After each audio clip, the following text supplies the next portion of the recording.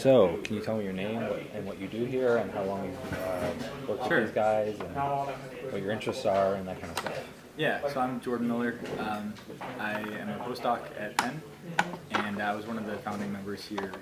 I was sort of aware of the hacker sort of movement going on here, where people wanted to do more tinkering and more exploration and stuff, and didn't necessarily have a place to do that at home, and especially apartments in the Northeast are pretty small.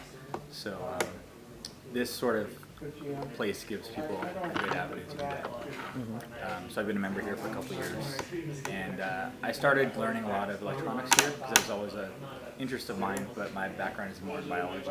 Okay. So this sort of exposed me more to electronics and software, and that's how I got involved in that stuff. Okay. So I guess you were asking more of what am I doing here? Yeah, what are your interests? And stuff So like that? most of it is in 3D printing, anything 3D, so 3D modeling, 3D rendering, 3D printing. Okay. So we just had a class this morning that I was teaching about 3D modeling with Blender, which is an open source rendering engine. Yeah.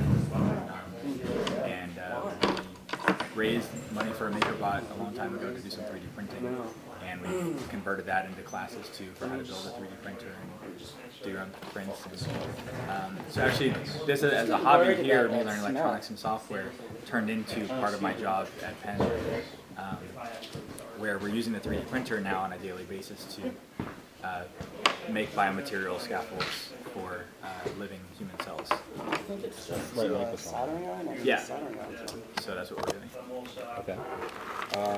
So you've been here what, for like 3 years, or since the beginning? Yeah, since the beginning. Yeah, we had a smaller space down the hall. Right. And there were only 4 of us in the beginning. And one of the guys from the other hacker spaces here in the city was starting his own space, and he convinced us to join. And so we joined, and I've been a member since. Okay. So I come by usually like once a week, and we have an open house on Wednesday nights, and I just hang out and I work on my own projects. I work on some rendering stuff. I have a lot of hardware here I don't have room for at home, and I've learned a lot from everybody here, software, hardware, and all that stuff. So this is a theme that keeps coming up. It's people really teaching each other rather than there being an expert. Everyone is an expert.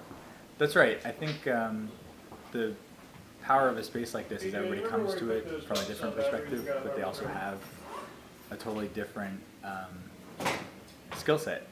And some people do it as a hobby. Some people like write software as a hobby. Some people do it professionally, and people are always interested in what other people are doing, and it really helps. I think our community is one of our most our greatest strength.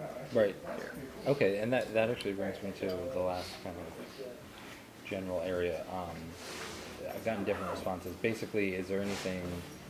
Do you see any opportunities or areas for growth, or things that are issues, or things that can be improved upon?